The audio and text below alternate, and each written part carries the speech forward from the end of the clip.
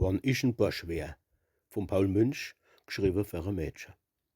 Es ist schad, dass ich kein Mannskerl bin.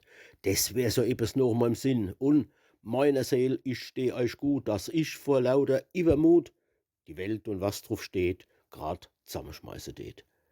Da hätt ich als ein strammer Bursch recht flotte Kleider, schick und forsch, mit gelbe Halbschuh und so Bosse und Biegelfalte an der Hose, en feine lange Schwenker und Locke wie ein Denker. 'N Kragen bis enuff ans Ohr, e lilane Krawatt davor, am Kopp en feine Künstlerhut, da wo die Kremp so schwapple tut. Kurz, in de Palz wär Kenner, wo feiner wär und schöner. So wär ich nobel hergeputzt, de Schnörres wär hübsch zugestutzt, für dass die Mäd sich kitzle täten, wann sie von mir als Küsscher gräten. Denn so 'n zarter Kuss, das ist der höchst Genuss. Dann tät ich äni hübsch und jung mir nemme zwecks Verehrlichung.